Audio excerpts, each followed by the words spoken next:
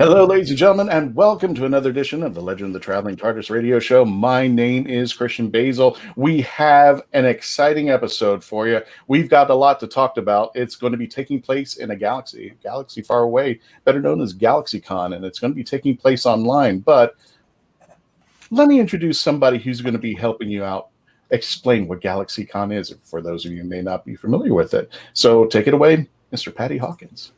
Welcome, friends and fans, to another edition of GalaxyCon Live, where we're bringing the convention experience directly to you. And today, oh no, that's the other story. Never mind. Hi, folks. I'm Patty Hawkins. Welcome to the Legend of the Traveling TARDIS radio show, hosted by my friend Christian Basil and his merry crew of cohorts. I'm so glad to be here. So glad to be in the old stomping grounds. So glad to be able to talk about all things Doctor Who and everything related in the Whoniverse, as Christian used to say when we used to do shows live, and maybe he still does. I don't know. Christian, am I talking out my butt here or what?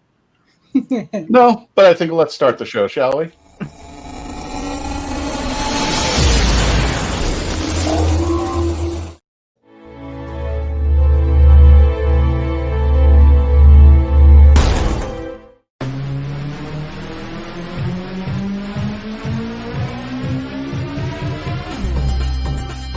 My name is Christian Basil. Years ago, I had an idea. I got myself a TARDIS, took it to new places, met a lot of new people, took some great pictures, and talked Doctor Who. From Krypton Radio and the creators of the Hanging With web show, this is the legend of the Traveling TARDIS. Join me on my latest adventures and become part of the legend.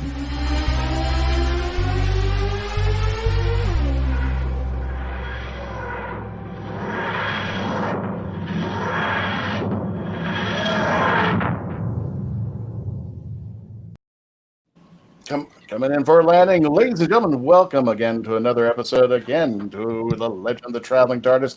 There's going to be something special going on for the folks who are watching this live here on the YouTube or the Facebook page. We're having, our friends over at GalaxyCon are having a special event taking place August 23rd. Well, you know what? Let me go ahead and introduce the team first right away there. You see a little preview of that. Over to my left, for those of you watching on the Facebook page, YouTube channel, there is Melanie Dean. How you doing there, Melanie? Doing quite well. Hope everyone's having a very good night or day or wherever this live cast finds you. And we have in the corner over there, we've got Miss Mackenzie Floyd, the Right of Wands. How you doing, Mackenzie? Doing great. How's it going over there? It's going well. And let me introduce Mr. Patty Hawkins. He did a little introduction for himself out there. But Patty, I just want to, first of all, for those of you who may not be familiar with Patty Hawkins, and if you haven't been at the convention circuit, you really don't. You really need to know Patty Hawkins there. No. Patty, yeah, absolutely. Patty, can you tell us a little bit about yourself there? I've kind of peripherally been attached to the greater geek universe, whatever facet it is, anime, comics, whatever. I ran comic shops in the 80s and 90s. I've always had one tether into the geek universe. And then a couple of years ago, I happened to get tapped to start hosting some events, Q&As at conventions, and kind of discovered that I had a little bit of insight to it because for my day job, I've been a professional actor at the attractions for over a decade. Mm-hmm.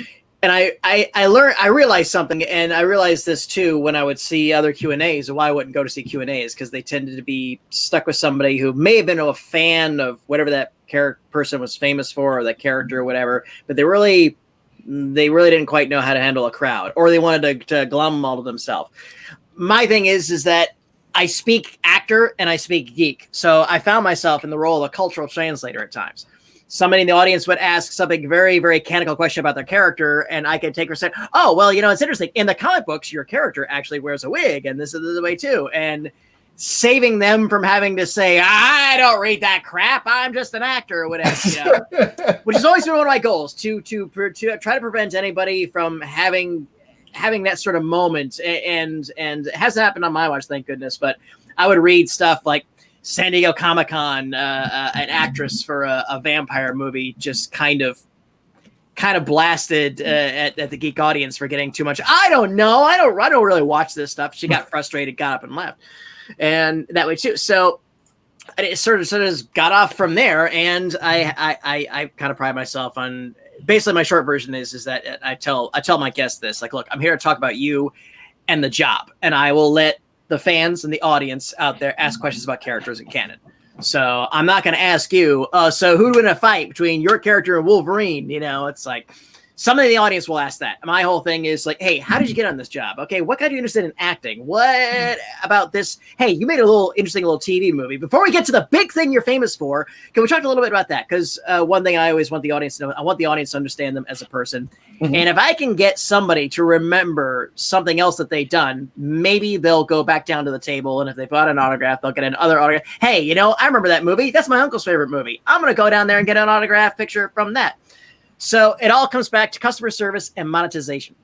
It really is just what it is. It's really all about doing that for my clients. It's all about, you know, doing it. And it's all about getting the absolute best experience you possibly can. And most importantly, it's also being a friend to the audience. You know, right. It's like whatever energy I'm giving to the guest, I want to give to my audience. That's why past year and a half, I stopped sitting up there. I'll ask my opening questions, and then I'll ask her, if you want to light up the microphone down there, if you notice there's no microphones because I'm holding it in my hand, I go down there. I hold it myself. I'm like, hey, what's your name? It's this. I hate the image of the host like sitting with us and like lording it over. You may ask your question now. You may ask your question now. It's like I'm not a gatekeeper. I don't want the audience to see that to me. I want the audience to see me as the go-between. And really the short version of it is that the metaphor I always use is that I'm a waiter. The audience is the diners, the guests on stage are the chefs, and whoever owns the convention owns the restaurant. It's my job to go around and make everybody happy. You know, and on a good day, I can pull that off. So, and some of you know of our history between Patty and I. We've actually done panels before. We've done podcasts before. I mean, we've been all over the place. And I've got to, if you've ever seen me do panels, it's a testament to what Patty has taught me over time there. So a lot of what I've been, a lot of the knowledge that I've gotten is from Mr. Hawkins right here. So I really appreciate that. Folks, if you're just joining us, welcome again to the Legend of the Traveling TARDIS. And if you, I can't even talk this. For those of you just joining us, if you want to talk to Patty, any questions about GalaxyCon Live, that's going to be taking place. It's going to be taking place all week, but the particular episode, it takes place constantly. Constantly, yeah. It just seems to happen. So subscribe to the GalaxyCon Facebook page, or to anywhere where you can see the GalaxyCon, or go to GalaxyCon.com and subscribe there. All the information, rates, autographs, everything is going to be on where you can find that. And when you get it, please tell them the Legend of the Traveling TARDIS sent you. Well, what the leaders of GalaxyCon decided to do was with the current world situation, obviously, like physical conventions are no longer a possibility. We can pretty much at this point say that 2022 is completely 2020 is shot.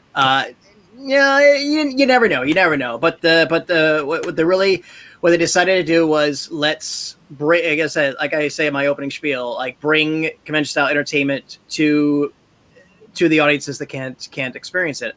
The nice thing about this too is that we're also bringing the Q&A experience, the interaction experience, to people who don't have a convention, don't live in an area internationally, people overseas, people around the world, and people who just don't live close enough a driving distance, and some people who just can't handle the crowds. Right.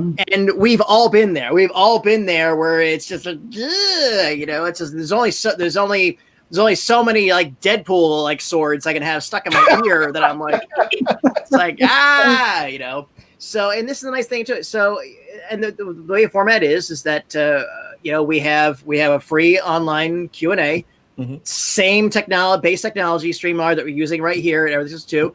I'll do some cursory opening answers, questions, and then people in our chat room will submit their questions. We have a team that goes through and plucks out what we think are the best ones.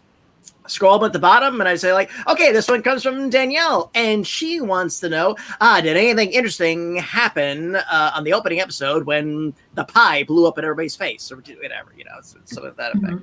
So, and then it just kind of goes on from there. And then in most of our guests, the option we have too is during the time there's a selection of autographed pictures you can order, and yes, they can be personalized. So when you make a purchase of it, you can say, could you make it out to Jeremy? Can you make it out to the Carson family? Your number one fan. There's some limits, obviously. You can't write a whole list, but they can. The point is they can make a description to it, and there's usually a variety too. And also, we are offering the one-on-one virtual chats, which is literally for a period of 1 to 2 minutes. You just like we're talking right now. You and that guest can have a little quick conversation. Which kind of replicates what you would get at the table, but the nice thing is about it is that you don't necessarily have that pressure. You have a little clock, but the nice thing is that you really have their full attention. You don't have anybody else going around, and the nice thing too as well is that we record it for you. When you're done with it, you get a copy of it. So you can immediately put hey, I talked to my doctor. Hey. And honestly, that's amazing because a lot of times if you've ever been to a con and you get to the table, well, one, if you do the photo, you don't have time to chat with anybody because it's next, oh, yes. next. That's how it is. But at a table, this is so revolutionary that you're using the COVID life that we're living in, but you guys found this opportunity to actually have that one-on-one time where sometimes if you're at a table and the line, the guest cannot forcibly go, look, I don't have time to spend a lot of time with you because they can see the 150 people right there. Yeah. So giving them the opportunity to have that one-on-one, and many times you're not allowed to videotape this. So you are getting an amazing thing that I've never seen at a live con. I mean, guys, you have to think about this. It is. You certainly can ask the questions, and if you go up to the table, hey, I wanted to know. It's like, no, I gotta put that down. Right. Most of the time when I'm doing a live thing, somebody comes to the microphone. Yeah, so I wanted to know. I have to say, I'm sorry, you have to take that down. But this is an opportunity where the guests in question, they know the score. Now, I believe there are some exceptions to you getting a copy to it, and that's in that, and that when you sign up for it. But really, for the most part, you have this little chat that is yours to keep forever. Which is really, really nice, really remarkable. So it's the guest and it's you in the corner, so you can see yourself going, Speaking of chat, and sometimes it's not even just a one-on-one chat. If we have a group, there are options. You could talk to a whole cast, you could talk to a whole group all at once. So you can talk to all three and say, like, if we have 3 Rocky Horror guests, you can chat with all 3 of them. So you go, And it's like being able to ask your question without having to look over the stage where the microphone is. Yeah. Or hoping that Penny runs up to you and you're just going, okay. Yeah. You don't have to have it echo back to you, which is what happened to me I went up to ask a question and it echoed back so bad that I'm like a deer, that looks in the light. And I completely forgot the question. I'm like, it was so embarrassing. I'm like, grief. It is. And I always talk to the audience ahead of time, and I just say like, hey, if you feel nervous this way, if you have a friend, bring your friend up to it as it is, give him moral support. Go ahead and write your question down on your phone. Just like Bill, I want to know, is a hot dog a sandwich? Just Speaking of chats, let me just real fast go over. Welcome, Willow Schuyler. Graham Krause says hello to everybody. Kyle Nunes, our guru, our live chat guru out there, and of course Carl Witzman, who just expounds on what you were saying. Sounds like a good way to avoid the flu or whatever that everyone else seems to get. That con crud. Yeah, it's awful. It's not happening here. It's not happening at GalaxyCon. Speaking of GalaxyCon, we're going to go take a commercial break. When we return, we're going to be continuing our conversation of GalaxyCon Live 2020 with Mr. Patty Hawkins, the host of GalaxyCon Live. When we return, please continue to stay logged on, tune in, and continue to become part of the legend. Bateman. What's the Bateman? A novel set in Florida, written by Florida author D.L. Havlin. Suspense, mystery, and murder. Evidence is in the bait. The Bateman is available at local bookstores and online. Jackie Sonnenberg's My Soul to Keep is a ghost story rooted in the realities of actual cults. When 13-year-old Sky Monroe arrives at her new boarding school, all she can think about is death and connecting with the afterlife. Soon she discovers her school's spirituality group, the Guardians of Light, and they have a secret. They can speak with the dead, and the organization is a cult. But this isn't Sky's only problem. The campus house where Sky resides is haunted, and even the ghosts have an agenda. They intend on getting the souls they want. Filled with mystery and intrigue plucked straight from the headlines, author Jackie Sonnenberg's search and attention to detail give this ghost story an even more eerie atmosphere. Find My Soul to Keep on Amazon.com today.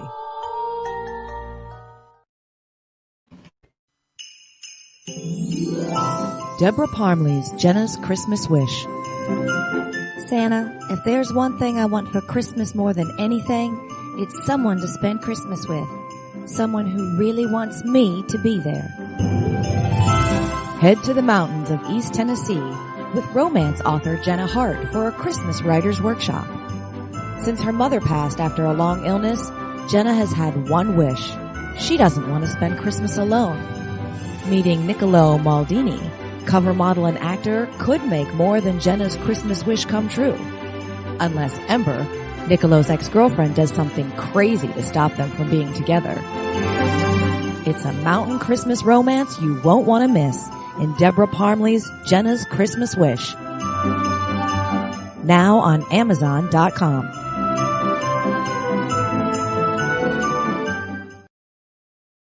And for our friends who are watching this live on the Facebook or YouTube channel, hey, don't thank us. Thank our friends at Geek Insider at geekinsider.com.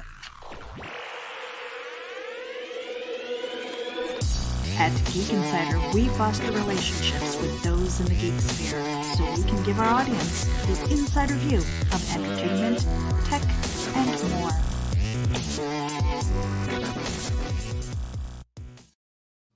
And we're back with the Legend of the Traveling TARDIS radio show with our guest host, Patty Hawkins. That is still my favorite picture to this day of you and Yvette Vroussois from News 13 that I took on my TV. God. Do you remember that?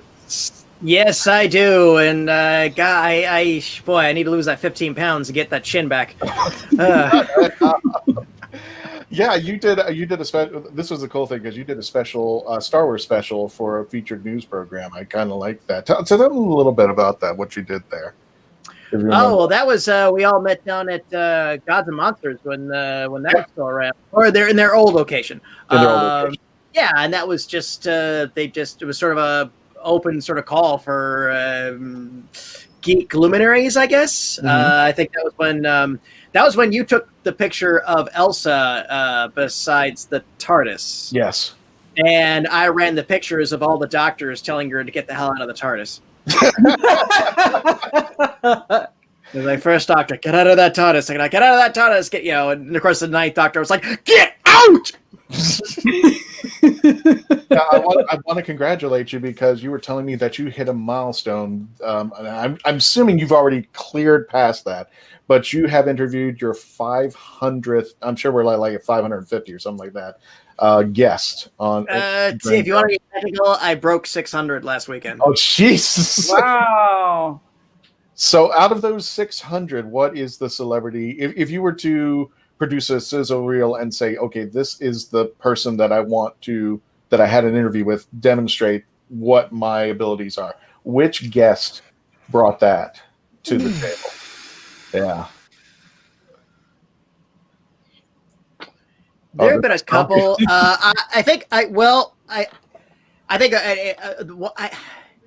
I can think of two, and weirdly enough, they're both Doctor Who related. I think the first time I hosted Karen Gillan at GalaxyCon a couple of years ago in Miami, and that was an interesting one because a whole bunch of crazy things happened in that one. We had what we thought was a lost child alert. I remember that. Yeah, it was just we had some funny bits where turns out she had never had a Tootsie Roll before, so I was able to give her a Tootsie Roll. It was just lots of fun little things, and we ended on a really nice note. There was a kid that came up to the mic, and he was like 10 years old, and I think he was just enamored with her, and he was completely tongue-tied. So I just said, you know what, forget. I came down. That was before I started going in the audience, but I brought him up to the stage. I put him in my chair. Said, hey, hey, everybody say you do it. Oh, you know, here's what you do. You look at and just again. I'm always looking for a way to make it more inclusive. Mm-hmm. There's so much of the traditional interaction and Q&As, which there's this barrier and wall, and there's reasons for that, obviously for security purposes, stuff like that. But the whole thing is, but any way that I can open the door and let somebody through there and then let the audience be entertained by that, I'm always going to try it. I'm always going to take it. So there's that one. And the first time I hosted Peter Capaldi.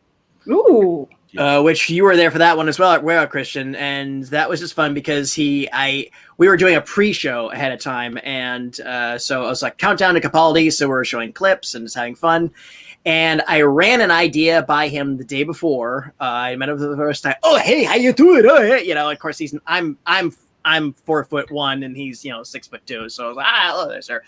But I had an idea. I ran it by him, and he said, well, okay, I'll think about it. And then we're doing a thing, and then sure enough, while we're doing the crowd work, I got the message, oh, he's here, and he was early, which is kind of neat. He said he'll do the thing. So I called up all the cosplayers. There's this Doctor Who character, said thank you so much, all the doctors, and then I called up all the Capaldi cosplayers, to which Christian came up as well because he knew what was going on. I might want to elaborate on that because I wasn't actually cosplaying. I came up with this idea a while back. I think Melanie, you remember it. Remember, it wasn't really cosplay. I just took a pair of 3D glasses, punched the holes out. Oh, and I took a Peter Capaldi like mask and cut out the top portion of it and put them on the glasses. So I had it was the angry eyes from Osa. And Patty was kind of, and I said, I'm not really cosplaying Capaldi. Can I go up stage? And he grabs me, takes me on stage. With I was say like that. All the Capaldi cosplayers, come on up. And I was making a big deal about coming on up here. Meanwhile, the real Capaldi snuck up on stage. Oh, and the nice thing is, I had this wall of Capaldi cosplayers, and he kind of had his head down, sunglasses on. I was like, okay, cool. I pulled him up a little bit to the front and the middle, and like along the way, some of the guys were like, oh, and then, but the nice thing is, I brought him to the middle, and I kneeled, and you could count 1, 2, 3. And then the penny hit. I didn't say anything. Then the penny dropped. And you can hear the audience go, yeah. And then all of a sudden, there was like, and you heard this wave of, and then they all started going, nah. And then all the other cosplayers, like next to him, were all like, hey. And I was like, ladies and gentlemen, Peter Capaldi. And it just brought the house down. It just brought the house down. And it was just a great moment. And again, anytime I can get that moment, anytime I can get that moment with people. So that, yeah, I'd say if I had to do a demo reel, okay, you can show us one thing about, okay, here, this one. This is what I try to do. And the icing on the cake was that not only that one, or Patty Stageman, it was just by coincidence. That's where Capaldi showed up. So he stood up right next to me, and he turns around to the right. And I wish I had the picture of it, but he looks right at me, and I have a picture. Somebody took a picture of it for me, where he's pointing down at me with the glasses on at the stage. It was just like, there's the footage of it. There's the footage. He's like, yeah, oh yeah, hey, can I, yeah. So yeah, that's yeah. I'd have to say that was. Yeah, that'd be the one I'll take to my grave. Got it there. So let me take it back to the little bit of the beginning. Where did you get the hosting bug? Where did you say, "Hey, this is actually something that I need to"? What was the first interview that kind of said, "You know what, this is kind of my MO now. I really need to explore this." I would just be asked. I was with a group of comedians, geek comedians. We're to go to Geek's Comedy, and that's how I originally met you.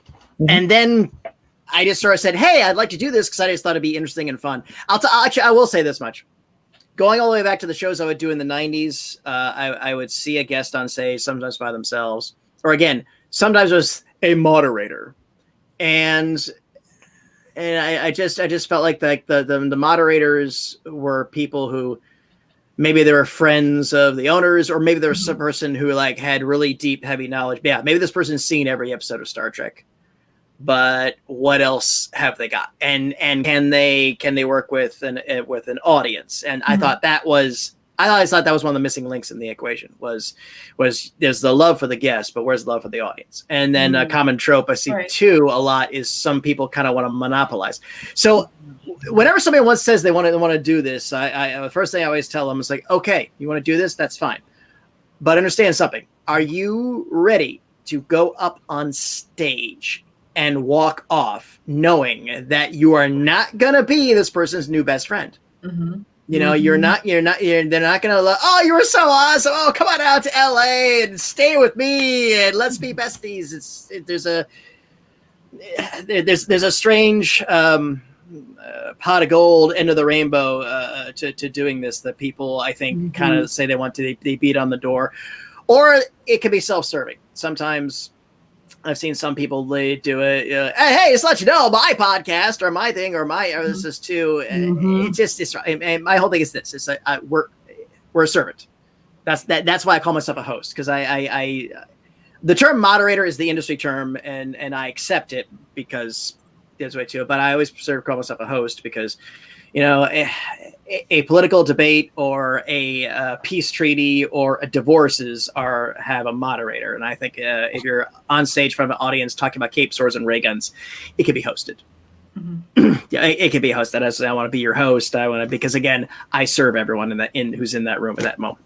So that's kind of how I feel about you. I will say though, I didn't realize at the time, but there was a show in Florida. I won't mention his name. I was just there I was there for Geeks Comedy, but I saw Lee Majors, $6 Million Man, brought up the stage, introduced, and then just kind of left alone. And he had like no support and seemed so kind of dejected. And I just was like, isn't somebody gonna help connect this? I mean, literally, it's just like, all right, the way this works is you ask questions and I try to answer. Oh no! No. Yeah, it's a horrible experience for him and for the audience. It's not representing a good venue in a show. Yeah, that was like I forget. About 3 years later, I got to host him myself. Yeah, I got to host him myself. I got to talk to him up front, and we had a wonderful experience. There's a great picture of me helping him take a selfie of the crowd. I'm like, okay, it works like this, and he was just an absolute gentleman. And I thanked him afterwards, and I said, hey, because again, it's all about, you know, learning the guest and stuff. Well, he has some hearing issues, so his whole thing is that sometimes he doesn't understand people, so you gotta shorthand it to him. It was like blah blah blah, and we've all seen it too. People come up to the microphone, and some people are starstruck, and some people are gushing, and I will not deny anybody that way too. But there are also some people that they want to pontificate, and they want to I'm not just a fan, I am a superior fan, and some people go on and big preface, and then they'll come to the question, which is like, okay, fine. And then so a lot of times I'm just like, what do you say? He goes like, tell the Bigfoot story. Oh right, Andre the Giant, Bigfoot. And that's what it is. And then you'll get that, and you'll see that, and I'll always give people. I'll give you a few extra seconds if they got to get out of their system. But there's sometimes though where I'm just like, I'm sorry, did you have a question? You know, because they just, you know, the way it's called the skull of Yorick and be all, and of course in science fiction, many things. I'm just like, you know, because, and now I when I have a physical line, I always tell everybody, first I appeal to their higher nature, which is like, okay, look, pay it forward by being kind to those behind. If you come up and say your name and just get in your question as quickly as possible, we can possibly get 3 or 4 people else in line. And then I say, and now I'll appeal to your greed. The less you talk to the guest, the more they're going to talk back to you. Mm-hmm.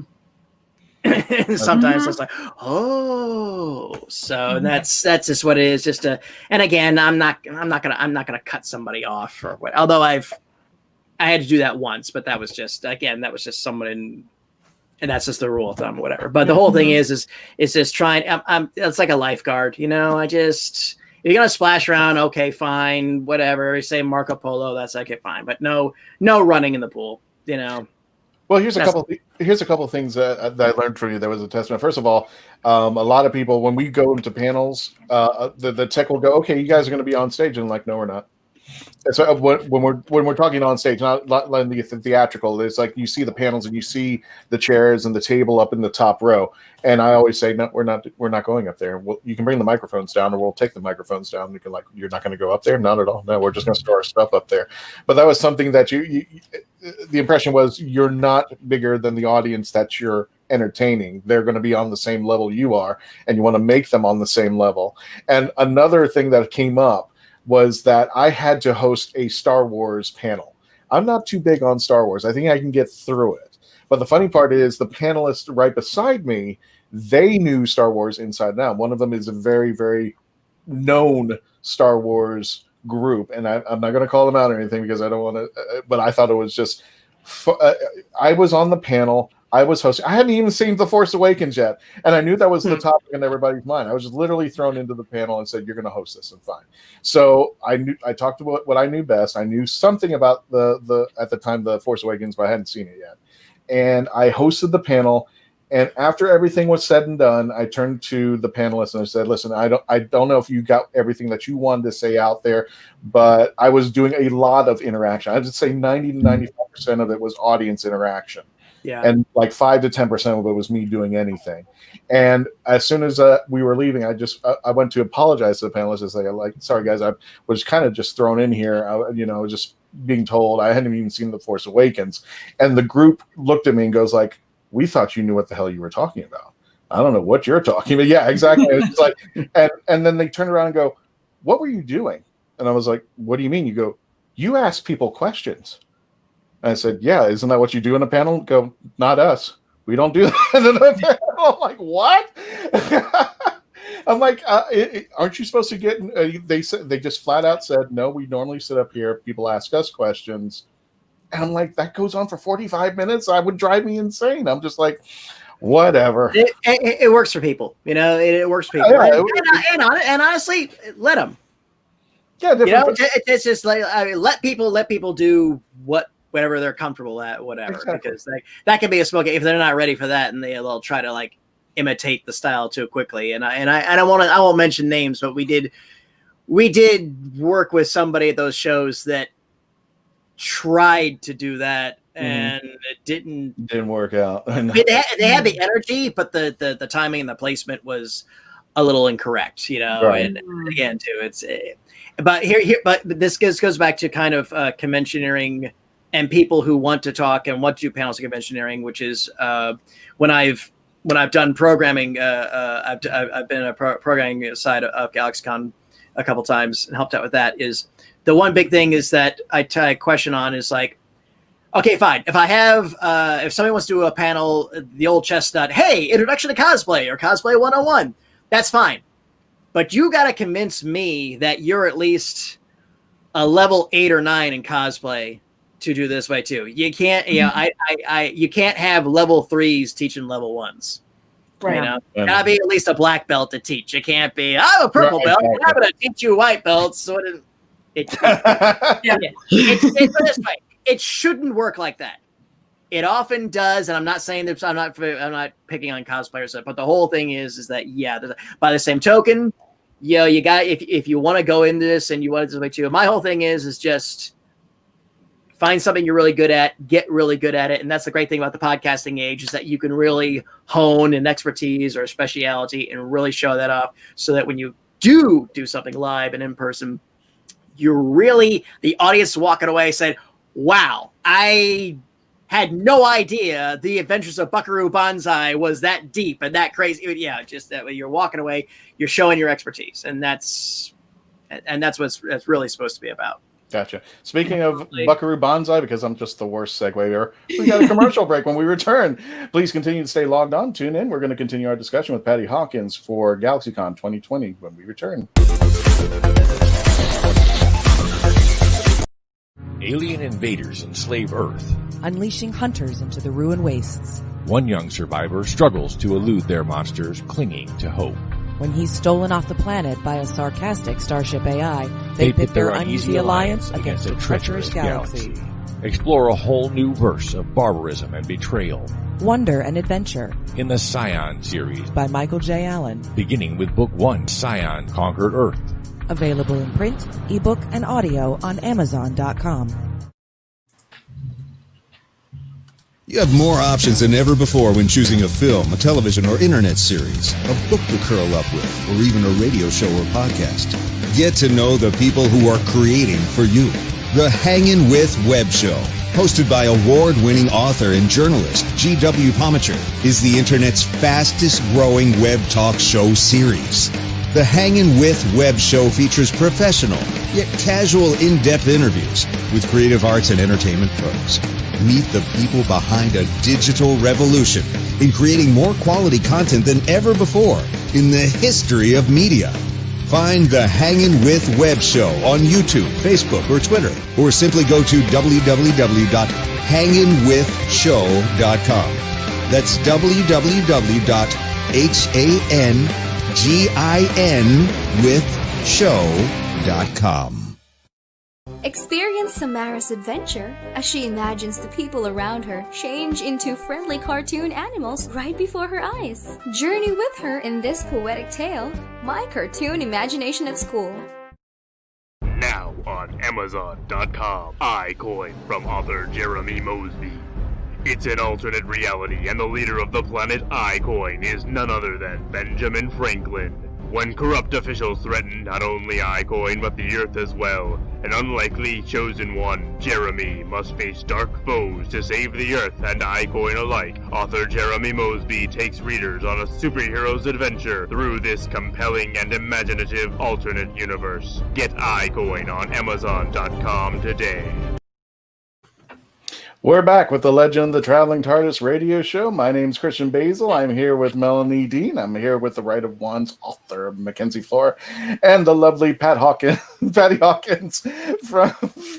And I don't know if you're hearing. I know you can't hear what we're watching right over here, but this is one of my favorite pictures of Mr. Patty Hawkins with GalaxyCon 2020. He's holding the Traveling TARDIS. I remember it came with a threat as well because he took my TARDIS to another convention where.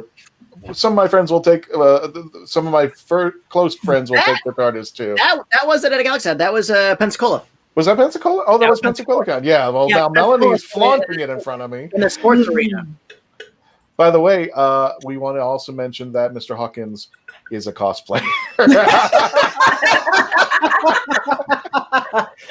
Okay. And for those of you on the radio show, it's the scene where the gentleman from American Werewolf in London has to hide himself with balloons and a TARDIS, or at least in this picture. There, go ahead, Patty. I'm sorry. This is from American Werewolves in London. This was my version of David Naughton's "A Naked American Man Stole My Balloons." You have some really cool. This one is actually one of my personal favorites, Doctor Wise. Yes. Just at Florida SuperCon. It's just it's Patty as the second Doctor, and we put this together. The sonic screwdrivers run in front of the traveling TARDIS. Now this one, you got to explain. This is a rare DC character called Amazing Man. Some people sort of consider him to be a superhero parody, and really he wasn't. It was the book was a dramedy taking place in the neighborhood in Queens, and Maze, or Amazing Man, was kind of the neighborhood weirdo that would go around doing good deeds. And, that storm drain is covered leaves. Okay, I could have run it over or whatever, And it was really about all the ancillary characters that went on. It was a very lovely, very sweet little book, and I'm pretty sure that actually I have confirmed it with Stephen DeStefano that I so far I'm the only person ever have cosplayed as the character. The nice thing about this was at Dragon Con one year, I took this costume, and George Perez, who was a legendary comic book artist, he geeked out when he saw me from a distance. He screamed, "Maze!" I was like, "Hey!" And of course, he's always happy and go like, "Hey, how you doing? How are you? Hi!" That's that character. And he's just, in the comics, he's just a little bit shorter than me, so I have the right stature for it. So, and I was thinking there, I'm like, right now, Epic and Fortnite are creating this whole thing with DC and Marvel characters, and that would be an awesome skin. I would love to play as that character. So Epic, add this character. Well, thank you. I can only wear this now. Last time I did this at a normal convention was everybody just said it was like, oh, it's some kind of minion or something. And I was like, well, it is yellow. It's got a big head. It has an M on it. Yeah. Same reason my 40K Commissar outfit. I was, it's M. Bison from Street Fighter. No, never. What? Because he had bug eyes, I'm sure of it. Well, no, when I do a Commissar from Warhammer 40,000, it's a very turbulent, militaristic sort of outfit, but they see the cap and they just think, oh, M. Bison, Street Fighter. I'm like, you mean this guy? Yeah, that one, yeah. That one. It's in front of a pirate ship. That's right. That's right. That was my formal dress kilt variant. Gotcha. There. Well, Willow says that suit is amazing. Oh, thank you, Willow. Go. Yeah, I don't get to cosplay as often as I like to, because when I'm at a show, I'm running around stages and doing all that sort of thing. So I don't, So weirdly enough, it's the shows I'm not working. It's like, well, I can go as a quote civilian and I can dress up and run around, do whatever. But I love it when you cosplay, because you come up with some of the I don't want to use this term in derogatory, but you come up with some more of the eclectic or ones that I would like. I have to ask you what that is. Oh, I'm ridiculous deep cut cosplayer Arcane. I think that's what I came up with that, and that one I was quite proud of. A lot of people think I'm Constantine, but when they see the sword and they're like, "Oh, Highlander, right? Okay." That could be one. Now I've got to ask. What I just want to ask you, what is it about cosplay that you love? What makes it so that you come up with the most obscure things? I mean, what's your passion for that? Because I've got one other picture, and it's going to lead into another question there. Well, two things. I got into it very, very, very late. I think we could say maybe about 7 to 8 years ago. That's when cosplay really got into its next level of evolution, when it really began to just get beyond it. It's always been there. It's always been costumering. I've always liked to look at it, but when it looked like that the sluice gates were opened and people were really making some bold choices and stuff, I just said, and honestly too, when I thought I was going to go into this as some kind of a career, I thought, you know what, I need to do it. If I'm going to talk about, I'm going to host cosplayers and talk to them on stage, I need to do that experience. So I thought, what can I do? And I just thought, you know what, I was just enamored with the idea of what have I not seen that I would love to? What's something that if I saw somebody else wearing, I would totally geek out on? And I've always said this theory too about if you do eclectic, strange stuff, you're not going to get, oh, hey, cool Deadpool, cool Harley, or cool Batman, or whatever. And I'm not dismissing those at all. I'm saying is, but I always say, if you get the deeper the cut, the less people are gonna interact with you. But the ones that do, the energy that they have, such an obscure choice and such a, oh wow, I get that, is gonna more than make up for the energy you would get. Absolutely. It's like instead of getting a small piece of the pie, somebody sees you an obscure one, they're gonna throw the whole pie in your face. I love it. Boom. Absolutely. Well, my husband did El Santo, which is a noted Mexican wrestler that you saw in the 70s and 80s. But he did it with not just you saw people walking around with just a suit and putting a mask on. He put the El Santo mask on, and then he had the 70s turtleneck with the 70s sweater and everything 70s. And people just walked around the con. The one person who got him was Guillermo del Toro, who shouted El Santo and started screaming in Spanish. And unfortunately, me and my husband can't speak it, so we couldn't understand what he was saying. But that has always been that highlight of the one person that got it, worth it. Yeah, exactly. Yeah. El Santo, or as he was known by his films in the United States, Samson. No.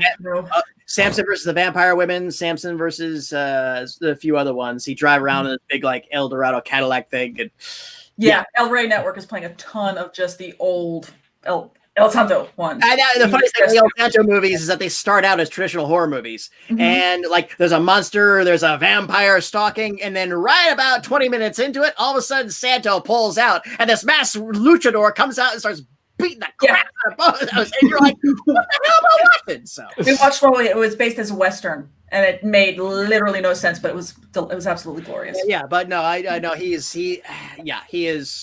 Luchador Prime. So absolutely, and it absolutely makes sense that he would have gone nuts over it. So, all right, Christian, what embarrassing picture are you gonna roll?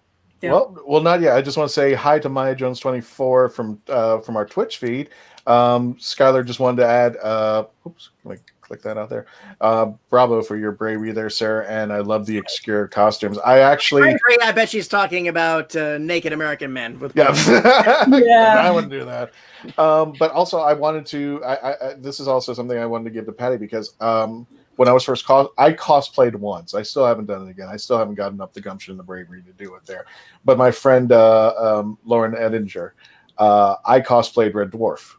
And I thought, that's got to be obscure. So I went to Space Coast Comic-Con. I knew nobody knew Red Dwarf out there. So I just wanted to have a little fun. Got the H, and I was putting everything together. And I didn't know Lauren knew what Red Dwarf was. And I was like, I'm not going to do this. I don't want to do this. And she goes, I love you, my friend. You're going to do this. And if you do this, I will cosplay as Rimmer. And surely enough, she went in there and cosplayed Rimmer. So we were together taking pictures as Rimmer and Lister. And not only that, but it was at the time of the Avengers when they turned into dust at the end. So she has one bag of the Avengers. She has another bag of the crew of the Red Dwarf after the post-radiation. And she was sitting there eating both bags at the same time. It was just awesome. But yeah, when you get to the obscure things, especially when I was walking around I didn't think anybody knew it, but I put it in my pocket. I started playing the Red Dwarf theme as I was walking around, and people were saying, "Oi, Smeghead." I was just like, that insulting thing, but I'm just like, you know what? I love it that I'm being called Smeghead. I don't care because now you know what this is all about. But we're going to go again to another commercial break, but I want to show you this picture because I want to ask you more about your street cred as far as your geek cred. And the prisoner. Ooh. I love that picture, and we're going to be talking more about that, but we got to get this commercial breaks, and when we return, we're going to continue our discussion with Patty Hawkins for GalaxyCon.com 2020 Live. When we return, please continue to stay logged on, stay tuned in, and continue to become part of the legend.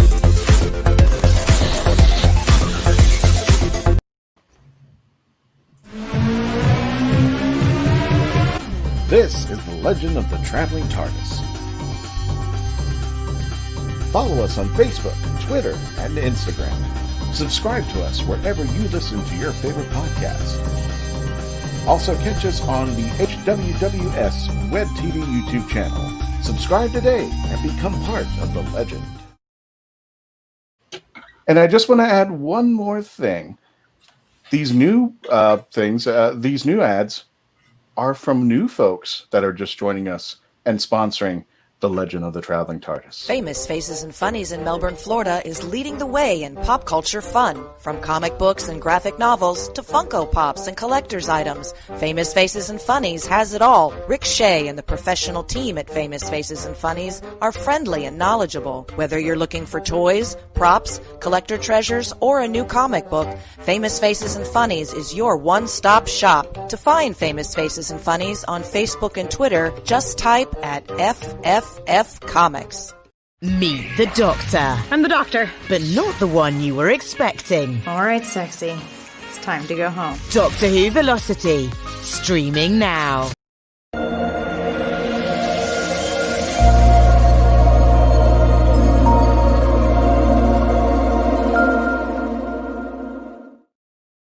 If anything you must understand, it is this.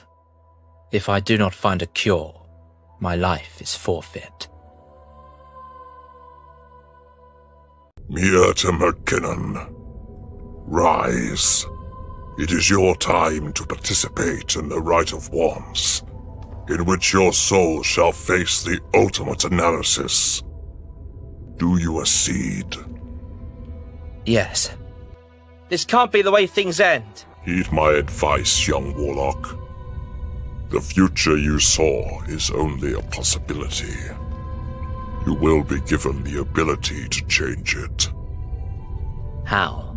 I suggest you start by studying your father's potion books. Lachlan the Shreya has come to Iverna. I must focus solely on my work.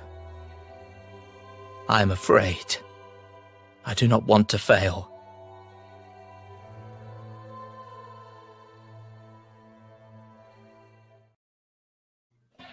And you can find a copy of The Rite of Wands by me, Mackenzie Floor, at your favorite retail location.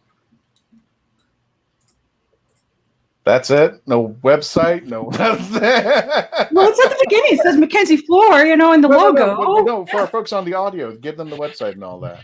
Well, you can get it also at therightofwands.com. And if you decide you want to get the audio, is done by Chris Walker Thompson from Big Finish Productions. Gotcha. Well, welcome back. For those of you just joining us, we're at the final segment here at the Legend of the Traveling TARDIS. My name is Christian Basil. I'm with the lovely Melanie Dean. I'm with the lovely Mackenzie Floor. I'm with the lovely Patty Hawkins, who hosts GalaxyCon.com 2020. And I'm not the only host of GalaxyCon.com. You're my favorite. I'll just say that. I have to absolutely give props to Kid Cadet, our friend Heather. She's a wonderful one in her own rights, and she covers our wrestling guests and some of our music guests and stuff like that, and sometimes some anime and stuff like that. So she's part of the team, and we are going to be expanding out because this style of programming that we're doing is not slowing up. This is like I said, to make it clear to everybody, GalaxyCon is not just this is our show for 2020. GalaxyCon is now an ongoing service, and we've got stuff planned out for the rest of the year. Okay. Stuff I can't, and there's stuff on the books that I would love to tell you about, especially there's some good Doctor Who stuff coming up. Okay, that's all. Which means you guys should be following GalaxyCon on their Facebook feeds, any other type of social media, so that way you can see firsthand or hear it when it first is put out there. Absolutely. Well, we'll do some more plugs at the end. But Christian, you wanted me to talk about number 3? Well, give me 1 second because I want to make this little plug over here because. Gang, do you remember a long time ago, well, probably at the beginning of this year, remember, Melanie, when I was saying that I would be happy if we would cross 35,000 subscribers, and we were at 32,000. We're marching there for a while also. Yeah, we were. So, Patty, at the beginning of this, before the pandemic, I was saying, you know what, we'd be happy if by the end of this year, we would cross into 35,000. That would be a great territory. Well, guess what? Come on, 37! So if about 80 of you could just, or 90 of you could just like the site, we will have crossed our new goal. Yeah, we are. The team over at Geek Insider, I think they're placing bets now whether we're going to cross the big 4-0 by the end of this year. They think that's the goal. But we never thought we would come up to this number, let alone, just smash that number. But the whole reason why I'm bringing that up is, folks, you've seen all these ads, the commercials, the Right of Wands. If you want to advertise with us, whether you've got a convention, whether you've got music, whether you've got author, paintings, anything of that nature, there's an email address that you write to us. We've got special packages, and we're approaching 37,000 subscribers. So if you want attention to whatever your product is, we'll believe in your product. If you believe in us, email us at sage@hangingwithshow.com or myself, Christian @hangingwith, that's HANGIN with show.com, because even though you're watching this for free, we can't put this out for free, especially all the things that we have for social media, so you can find us anywhere and watch all these special shows with Annette Badland, Yi-Ji Cho, Terry Malloy, the list goes, Nick Briggs. He's actually coming back. Yeah. So, we're all excited about that, so we're just waiting for him. And Patty, I'm just going to throw this in there before we get to 3. Christopher Eccleston, the 9th Doctor in Big Finish. Tell me, what do you think? And I know you've been pushing this. That's why you were pushing it on stage. I got to give that to you. Here's what I did. I sat with him last November for the first time, and that was unexpected because I wasn't on the books to do that show. I was stuck doing something else, then it fell through. So it just happened to be a weird. I got a call late Wednesday night. It's like, there's a flight at 7 a.m. to Minneapolis. Can you be on it? I'm like, yes, sir. So and feeling him out, and we really hit it off. Absolutely supremely nice guy. He's come to terms with it. But one thing I definitely did with the audience though, I was just like, hey everybody, let's talk to him about how he got on Doctor Who. We could talk to him his time on Doctor Who. We didn't need to talk about why he left. I prefaced that. I told the audience that way too. It's like, you can find, he's already said that. You can find those answers. You can Google those answers. You can find it. It's all good. Go ahead from there. And I did end it with a, we love the Doctor, but remember that we're also fans of you and would love to see you return to the role, but only if it's good for you. Only on your terms that you find agreeable. And I'm glad that that Big Finish being its own little separate bubble has enabled him to do that. I'm glad they've got him to do it, and I'm really excited to see what they come up with. So, and I imagine that through the network and everything else, everybody's like, come on, it's easy.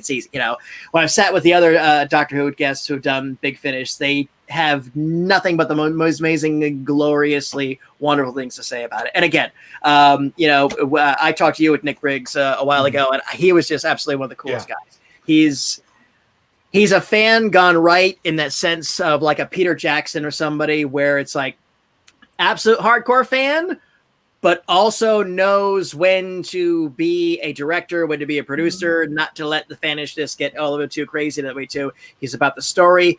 And yeah, they're doing fantastic stuff over there, and I'm so glad Exelon will be a part of it. And I kind of wish there was a way to jump ahead, like say maybe 2 years when, okay, yeah, we got the solo adventures with him and Rose. Now where's the big crossover with everybody? I'm hoping, or just even like with the one we're doing with Tom Baker and 10. I'm like, this is gonna, and I just want to add this just for our friends who are listening on the audio, because they're probably going to be catching this late or the event is all over. We want to let you know GalaxyCon is not just Doctor Who people, but also I'm going to let you know on other things that are going on throughout the week. Thanks to Seth MacFarlane, I can't say this guy's name right. Wheaton will also be performing on the 23rd, this coming Sunday, tomorrow. We also have Rosario plus Vampires taking place on the 23rd, as well as My Hero Academia taking place on the 27th. Also Friday, August 28th, meet the cast of Altered Carbon, which if you're probably a Torchwood Miracle Day fan, there was the lovely young lady, I'm going to get her name wrong, Ditchin Lockman, who appeared in Torchwood Miracle Day. If you are watching, you can see her picture right there in the center or on the bottom left-hand, right-hand corner of your screen there. And also wrapping up, which I'm probably going to be watching as well, hey, the Fonz, Henry Winkler and William Shatner, Saturday, August 29th, just in case you missed the show with the lovely ladies, Billie Piper, Jenna Coleman, and the lovely Catherine Tate, but I hope you don't miss it out there. But Christian, there's one more coming up that got announced today. Yeah, you can release that, right? You can tell us about this. No, it's on there. Yeah, ladies and gentlemen, on September 12th, GalaxyCon Live will be hosting a live Q&A with the man himself, John Barrowman. That's going to be awesome there. Now, we got a few minutes left, but yeah, I do want to discuss a little bit of your Geek Cred 3, The Prisoner, and a little bit of your Geekdom. Well, okay. I know this is a Doctor Who podcast, and you know I hold Doctor Who in my heart. But to me, my geekisms is like a pyramid. So it's not like a level of 1 through 10. It's like there's something at the top, and there's 2 more underneath that, then 4, then 8, whatever. So I will say The Prisoner is my apex. With Doctor Who and Star Trek being in the second ones, and then don't ask me to go to the other ones because then it gets even obscure by your status. But.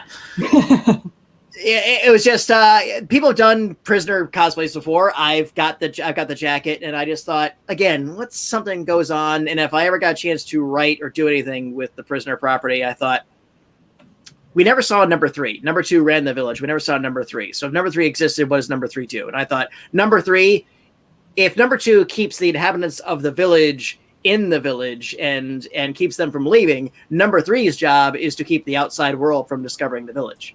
Mm-hmm. So he's basically in charge of external security, assuming you want to have an interpretation that the village is run by an organization of some kind and not the insanity that was the final episode, which is a debate and a discussion and probably a fist fight left for another day.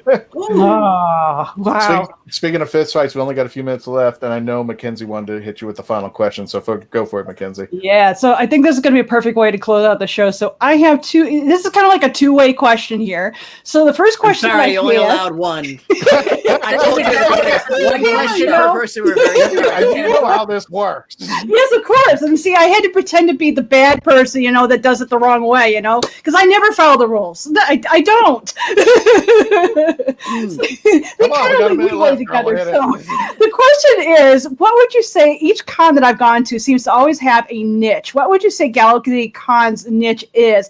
And what would you like to do with GalaxyCon that you haven't done yet? GalaxyCon prides itself on maximum of fun, inclusivity, and it specializes in not specializing. It's the only brand that really does its best to.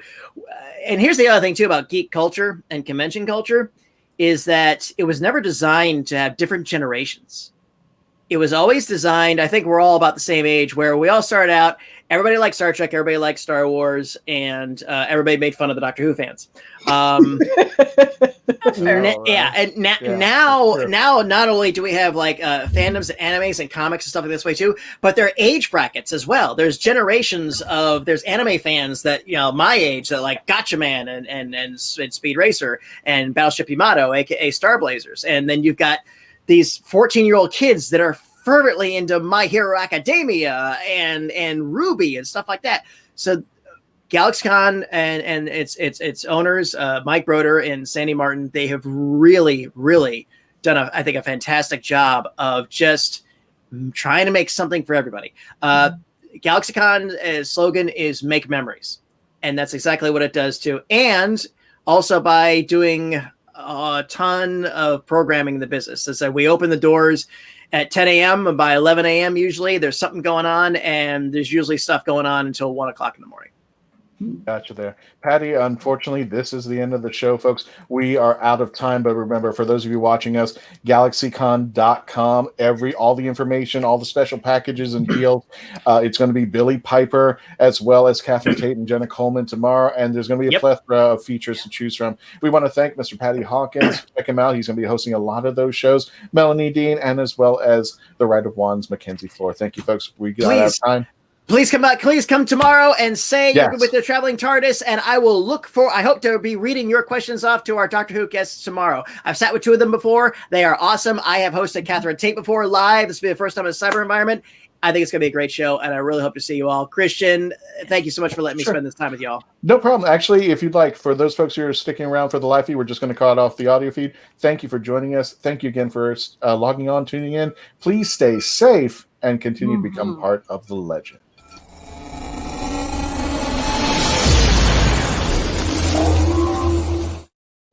And now we're at the after party broadcast, folks.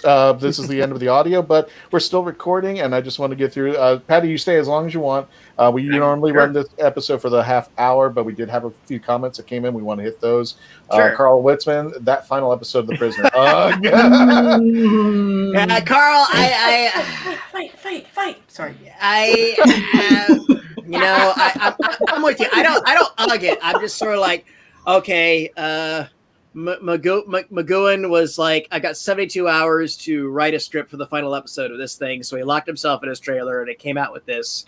And he more or less implied that he didn't want it to be easy answers. He didn't want, here's number one and rip off the mask and it's a Blofeld guy. Like, I am number one. And, he wanted to blow everybody's minds.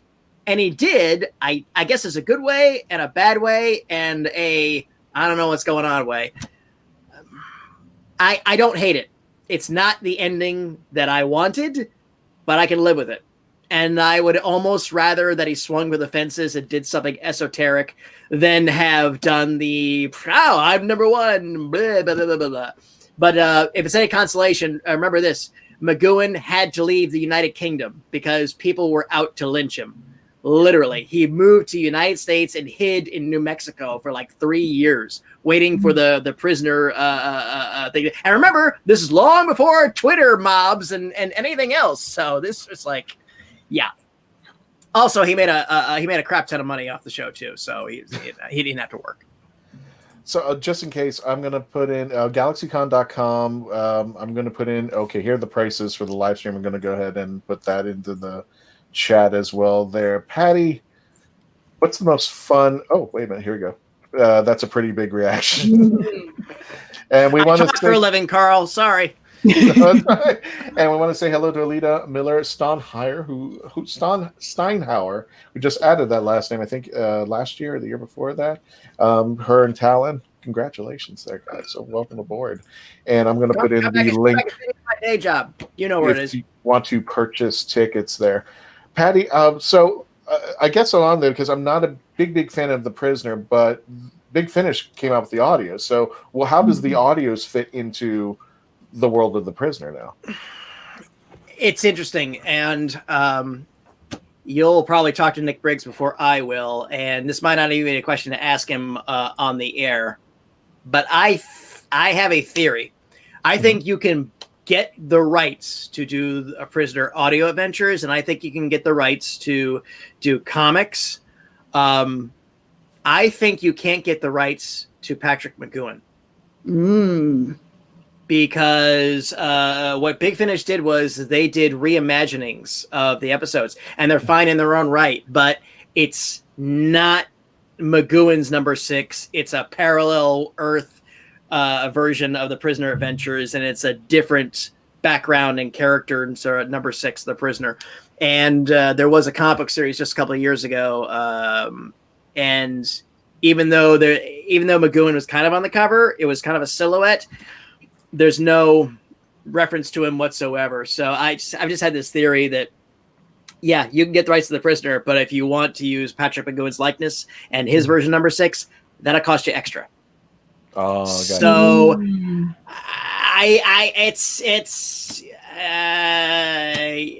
you get the cake, but I don't think you can eat it. That's kind of my frustration on it. That makes sense. I think that makes sense. Yeah. But in all as I was too, I mean, I was able just recently. They published Jack Kirby's unpublished Prisoner number 1 in a collection format. I got that, and I was like, yay! So I don't think I've asked you ever, or maybe I have, but it's been such a long time. I'm straight. Well, thanks everybody. Have a good night there. That was it. And Christian's done. And Christian's done there. Carl Blitzman sounds like an American remake. Ooh.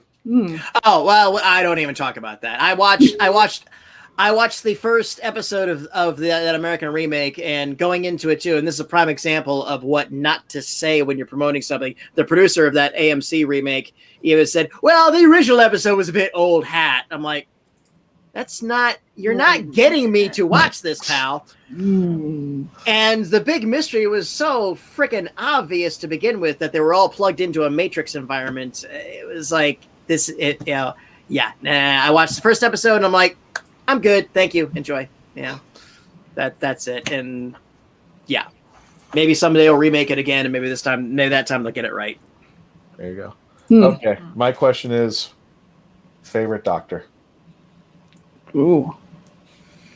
I think we've had so many panels, so many stories. I know you love Capaldi. You've cosplayed 2. I think you've cosplayed 3 before, haven't you? No, I am too short for 3. I would never do that justice. I could never do 3. Gotcha. Okay, favorite Doctor. Got it.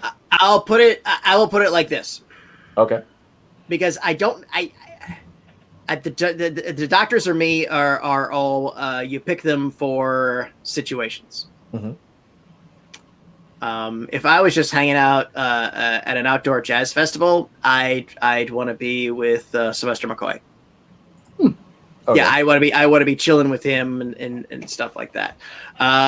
If I was at a cricket game and I would never ever be at a cricket game, well then obviously I'd want to be with Five or whatever to explain the game, because I've tried to understand cricket like several times and it's still baffling, and I'm convinced that it's just it's incomprehensible to Americans. But if I'm being chased by a giant papier-mâché bug-eyed monster... That's where I'm going with that. That's the question I'm going. If I'm being chased by a monster and I'm come across a big blue British phone box and I bang on the door and I'm like, please help me, that thing is going to eat me, and the door opens, then I want 3 to be there. Okay. Because I believe 3 to be... To me, he's the all-purpose doctor. I think all the doctors have their specialities, but I do think that Pertwee, I think he was the encapsulated doctor. I think he was that British idea of the Victorian garments that he had, but he had a little bit of that pop Quentin Crisp sort of like look to him too. He had that wonderful head of lesbian hair. The B. Arthur haircut. Yeah, and he was a tall, broad, and he was a handsome man, but he was also sort of a goofy, and he could be funny too. Which is so funny too, because again, and that also makes the dichotomy between 2 and 3 so rich, and why the 3 Doctors is still, I think, the best multi-Doctor crossover is just seeing them pair off against each other so wonderfully. And I just think he was, and I will say this much too. I have never, ever bought into this meme trope about, oh, he's the James Bond Doctor. It's like, shut the frickin' equivalency. Okay, just because he used a gyrocopter every once and again does not make him the James Bond Doctor. He is the Victorian adventurer Doctor, living in the mid 20th century, and yeah, you can't just really go from there. And also too, it also helps his standing as well too, is he had some fantastic companions. Joe Grant, despite my personal interest in Katie Manning, which still remains to this day, miss you, darling. The fact is that they had wonderful symmetry together, and that carried over into Sarah Jane Smith. And I make no emphasis whatsoever that, and I hope this will not come up with my guests tomorrow at GalaxyCon, but I do believe that, I'll say this much: Sarah Jane Smith, Elizabeth Sladen, is the best classic companion out of the entire gamut. Leela may be my favorite, just because, by virtue of the fact that it was such the companion that the Doctor had to rein in and everything else. And I'm glad that Lila that her and Tom Baker made up. That was one of the saddest things when you heard later on, when you go through fandom and you begin to get deeper into things, you hear the lore and you find out that they can get along. It's like, but now they're cool with each other, so that's great for that. But so I'd say Pertwee is probably my favorite if I'm in danger. But there are exceptions. By the same token, if I was hanging out with them, I probably wouldn't last very long because I'd have inevitably do something stupid. And he wouldn't like ridicule you, but he would just roll his eyes like, Patty, not like say Colin Baker's Doctor was like, you're an idiot. I for the longest time I just could not understand why Perry stuck in the TARDIS, because they were just bickering like an older couple. Let me get to elitist comments there. Can't have a favorite Doctor because the Doctor is always the Doctor, and I'm a purist Whovian, but they do all have their different qualities, which Patty attested to. I mean, it does seem different. Yeah, if I was at a jazz concert, it would be who appreciated what was going on at the time. But then there's that moment, okay, Daleks are chasing you down, this blue box appears, and it materializes. Who should open the door so you're going to be saved from the Doctor? And I would be, it's always been, and he still hasn't changed for me, is the Fourth Doctor. Just for me. I love that characteristic that he's manic. You still don't, I think he is the first out of like all the incarnations coming from the classic. He's the first attempt that I see, with the exception of Troughton, putting on that alien disguise. We're starting to see the alien grow. And there was always that question, is he the good guy or is he the bad guy? Especially that loving scene at the end of the Key to Time, where he's looking at the Key to Time and he goes, I can do anything I want now, Romana. I got the Key to Time. What are you doing? Well, nothing. I was going to get rid of it. It was a beautiful scene. Where it was. And honestly, I admit, the first time I saw that, I was really like, are they? No, they're not going. They're not doing this, are they? Because I wouldn't have put it past them. Right. I wouldn't have put it past them. But he had the most beautiful scenes that really, it hardly ever rivals. I mean, New Who, say what you will. There have been some good scenes. The Zygon inversion with Capaldi's speech. I never thought that there would ever be a Tom Baker Davros fight off verbally so done well. I'm like, you really need a skilled actor to do that. And I think Capaldi did it for me. For me, that was a beautiful. No, it did. And you could tell Capaldi was already 3 steps ahead of Davros, but he was just waiting for that moment to say, is he for real or is he jerking? And apparently he was jerking him around, but he knew right away. He's like, yep, whatever. Yeah, he's just like, Davros, I wanted to believe in you, but just to get Did you see the video of Tom answering questions from the kids in Australia? Yeah, I did. I did see that video. There was I'll send it. I had yet to post on the Traveling TARDIS, but there is a Tom Baker going into a school, and there's Australian kids answering questions about Doctor Who, and it's just classic. He's just having a good time. And was this from back in the day, or is this like recent? It was back in the day. Okay, so I guess somebody found some old footage or something like That's that. Cool. But what I loved about it is he wasn't. And correct me if I'm wrong. Did you see him, Melanie? No, I didn't. Okay. He wasn't condescending to the students. He was kind of bringing them up like, I'm Tom Baker. I'm an actor. You know what Doctor Who is. So let me have some fun with it. He was very protective of kids. And he was very protective of the image of the Doctor for kids. I remember an anecdote. I forget who, but he lost his shit on the set because he was throwing his scripts and everything else because he did a charity event and his agent took 10%. Oh. And he was spewing venom and fire and brimstone and everything else and I was just like, ooh. But yeah, I've all that old footage I've always seen of him. He was always about the Doctor being a Father Christmas character. So very, very much this way too. And I've seen other business. I've seen John Barrowman do that. I'm not telling a secret out of school or this way too, but I've been backstage with Barrowman and I've seen him when he's not on. Because nobody could be on like he is on, At some point he turns it off. And I've seen him turn it off. I've seen him be and a kid came backstage. He was a kid of one of the techs, and he was a little bit on the spectrum, so he just didn't know. He started wandering back. He was like, "Hello," and Barrowman was like, "Hey, hi, how you doing?" And he just jumped in the character for this kid, and gave him a minute, and also was two. And the kid was like, "Oh, okay, well, sorry about this way. No problem. Have a good day. Have a good day." It's like, boom, but it just jumped right on like the pro that he is, And, Then he asked me if he could see the TARDIS dress under his trench coat.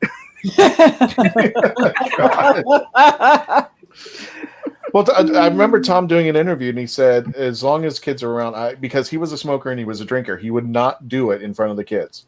Not one second. He wouldn't do it on the TV. He would not do it in front of the kids. And he even said that he said, I'm doing this for the kids. You will not see me do any of this in public if there's a kid around. So it was nice that he not only took the character into on the TV sets, but he also took it in public, which is great. I kind of like that there. Willow Schuyler, I would love to have seen more with John Hurt as the War Doctor, and Alita. Yeah, I would have loved to have seen John out there too. I would have liked to have seen the War Doctor be the War Doctor. Yes. I mean, we got to see a little bit of that version in Big Finish, but it was like, oh, you still wanted so much more. It's funny because I know Christian and I had this conversation a couple of years ago, and the anniversary show is like 51. It's a 51% to 49%.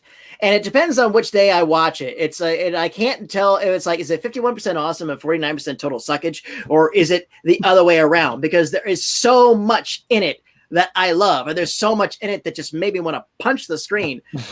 But the War Doctor was this big lead up thing. He was the one who betrayed the promise. He was this is it. This was the Time War. This is what it was. Is what I did in the name of peace and sanity. And I thought, okay, first of all, I always said they should have cast an American as the War Doctor. Casted who? I'm sorry. Cast an American. Okay. I've always said that, just as the War Doctor and internet and how the world looked at us. Oh, I got you. Okay. That would have been a slide thing that way too. And then that way we could have said, okay, we've had an American Doctor, so you can shut up now. Fun fact. I was going to say, fun fact, Robin Williams almost did play the Doctor for the War Doctor. He was originally asked before John Hurt was asked. Really? Yeah. I would have been okay with that. I did love the fact that in that the Night of the Doctor, so when you saw him again, kind of go, okay, I'm going to become, a warrior, and he drinks and blah blah blah. But you saw the reflection, and it was of young John Hurt. Yes. And I'm like, oh, so we're going to have it so that timeline wise, he's been fighting and being a warrior for a while. Yeah, I love the hell out of that. That so was in my head, great. I have a good young John Hurt kicking ass and doing some dastardly things. In my own little headcanon before. No, that's right, and that's absolutely right. I did like that they put that little drop in, so that and we could have our own little headcanons, and the Big Finish gang could kind of pick up where it left off in another medium. But yeah, I just was like, hey, did anyone lose a fez? I was like, I wanted this guy to be the Punisher. I wanted the War Doctor to be this scary thing. And even when he showed up with the other two, they were like, "What's he doing here?" I mean, they were both like scared crapless of him, and I'm like, "It would be amazing if he was old Frank Castle." Yeah, I was waiting for this when they were captured by the Knights. I waited to say, "I have no time for this nonsense," and just pulling out his Sonic and making everybody's ears bleed and just looking all pissy and stuff. Yeah, I was waiting for that. It didn't happen. Oh, that's on me. That's on me. I'm not saying it's bad. I will never say it's bad, but I just feel like I wish I could have been there in the writer room. I wish I could have done it too. I wish. I can't have everything. Having a little bit more war to that Doctor than not just, yes, he's the grizzled old hero that came back, with victory. He didn't. So why is he written like that? So no, I kind of. Yeah, that's what it is. We were led so much into one direction, and he acted like a doctor. Well, here's my thing. I think because you see the last impression of him in Night of the Doctor, you see him in the younger self. Now you got to imagine he spent his whole life fighting this war. That I think the evolution would be that he would get back to his roots, because when 9 comes over, that was a question of things that I've always asked. Why did 9 pick up the moniker of the Doctor when he doesn't even remember what was going on? So why did he get the name back? And I think War finally just came full evolution. He was probably the warrior that the 8th Doctor wanted to be, to fight the Time War, to get things done. But I don't think you ever lose the Doctor. And even when his 2 other incarnations are about to push the button, they're all telling him, listen, you're the Doctor. You were the one who had to make a decision. None of us would have made that decision. None of us would have put that button. But you made the decision, and that's still a Doctor thing. But that's my case to it. I think he just got old and tired by that time. But if you notice, when he was just walking around, he was shooting at the wall. It was like no more. It was like he didn't need to be manic or mean. He just simply would walk in, push a button, blow things up, and move on. Yeah. I think he just got war torn. He just like, that's absolutely valid. And that's and again, everybody, and that's the nice thing about it. Everybody is kind of free to have their own headcanon about it. And I'm a firm believer in headcanon. I'm a firm believer in leaving gaps in things and just letting it go. That's why I think the Doctor's origin is just best left alone. I never want to know, because if I know, then I'll know, and I don't want to know. I'd rather play make believe that. I would rather have the little bits. I'd rather have future writers give them the wiggle room to say the Doctor. Well, I spent 6 years. It's like slinging drinks in New Orleans. Right. When I say 6 years, I meant I would go back every Mardi Gras and work that month, and just little things like that. Pertwee's year. Pertwee talks about when I was a boy, how I would sneak out to a mountain and there was an old hermit there that was like his sort of guru and stuff. Mm-hmm. And he pointed at some rock, and then I realized that rock was covered in beautiful colored moss and all this other stuff too. And I just feel like, yeah. And again, I've always believed as well too. Every time they go back to Gallifrey, I feel like it loses equity. They've gone, the Gallifrey and the Time Lords have gone from being these austere space gods, which I always refer to them as, and now they're just people just like us, just with big collars and they have time travel technology, and that's kind of it. They're fancy lads. Yeah, And I think that was what we were talking about, which was the argument of, I won't go into it too much, but what it was about Doctor Who is that he is, and I think Andrew Cartmel said it best. It was like he walks in like the Lone Ranger, he does his thing, he leaves, and people ask, who was that masked man? Yeah. And that is the extent of it. Maybe we get to see little taps and but like what they did with Silver Nemesis. It was like we knew about Nemesis. And it was a weapon he kind of devised, and we know there's a lot more to him. That's it. Yeah. We just play with the story. Yeah, and that's just what it is. And I think the future of Doctor Who is definitely going to be interesting. I think however anybody may feel about the direction and then what do you call it, a retcon or the unveiling of the origin, and my attitude is simply there's wiggle room. There's wiggle room to adjust this so that nobody loses anything. I still have the theory myself, my own headcanon, that I think that master is a master from a parallel universe. I think so too. I think he's bouncing from various units. I think he's killing all the doctors and throughout the multiverse. And I think the female African American doctor, who by the way was freaking awesome. Mm-hmm. I adored her. I adored her TARDIS. I was like, her next. I do. I'm hoping that's what I'm hoping that's what they're alluding to. Yeah, she had such presence the second she just was on screen. Like, I'm the doctor. I'm like, well, damn, yes, you are. And continue. Yeah. And what I found was really interesting is that she took a lot of her doctor. She was inspired by Capaldi, which I found very interesting because that's, for me, that's my doctor in the new Who, and the classic is number 5. So it's number 5 and 12 has such differences when it comes to being the doctor. I just want Whittaker to have some stories worthy of her. Yeah. Mm-hmm. Absolutely. I want her to go out on a really good legacy, and I want everybody. And here's the odd thing too, and I know we live in querulous times among fandom, and I'm not getting into that, but here's the odd thing: is that what people don't understand about fandom is that it's easy to turn us back. Yes, we can get soured, and we can bitch and complain and hashtag and blah blah blah and all this stuff. And Lord knows I've been guilty of that. But I also very very quickly, all it takes is one Mandalorian. Mm-hmm. To say people who are like, I'm done, who have broken their lightsabers and walked away. It's just like, all right, fine, I'll watch this Boba Fett show. It's like, oh damn, this is good. Good. So it all comes down to stories and scripts. And I'll always say this too, is that yes, Alda John Barrowman is absolutely one of the best things that happened to Doctor Who and fandom.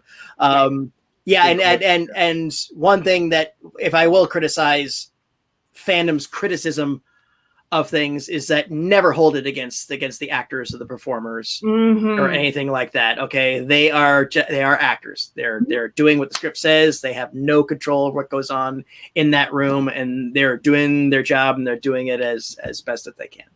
Exactly. Yeah. And I for myself, I used to be a web designer for a soap opera actress. So I kind of got the real gist of how fans can get so enthusiastic about a show that they actually forget the actor is not the actual character. And then they write all this hate mail about and blaming them for whatever this character did. And it's like, geez, they're separate entities. And then you see these fans of Doctor Who recently where they're going off on Whittaker just for everything, even that song that she did last year. I was equated to football, American football. And it's by the end of Sunday, used to be, is like Monday morning, it's like you wanted to kill the quarterback, you wanted to kill the head coach. Like, there were 4 quarters and there's a lot of guys on that field. Mm-hmm. Can't blame one person. But it's exactly. But we see Jodie. That's the thing. We see Jodie. She's the face of everything. Oh, yeah, exactly. And if one ship goes down, the whole fleet goes down. No matter what, the battleship's sunk. But yeah, I still think she can do it. They just need to give her the tools, and she's come very close. And we will have a good story like the Tesla, or we will have like Tesla, and then we'll get Orphan 55. I'm like, Are you kidding me?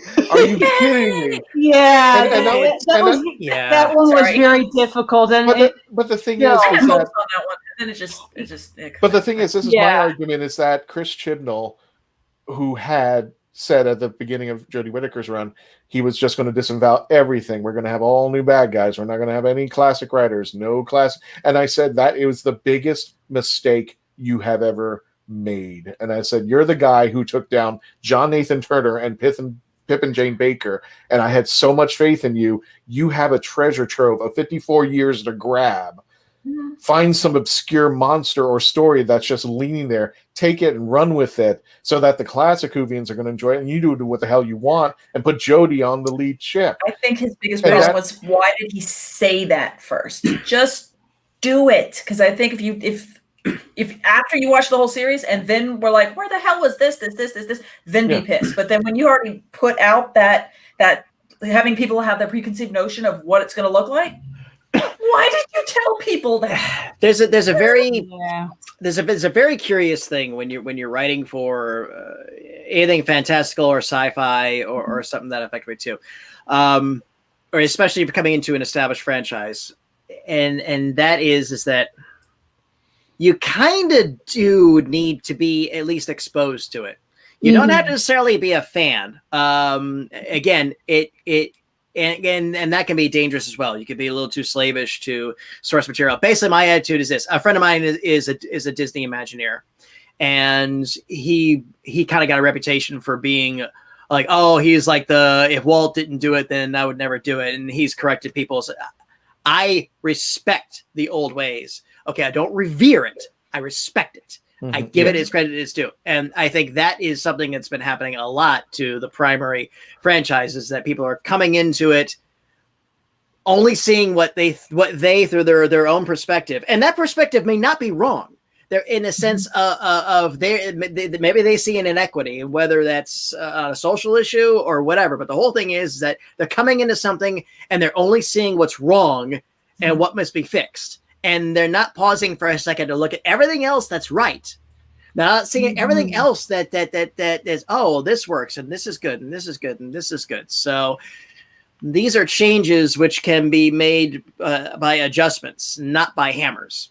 You know, you don't have to, it's, you know what? If you want to smash the patriarchy, great. It deserves to be. But you don't have to smash these shows.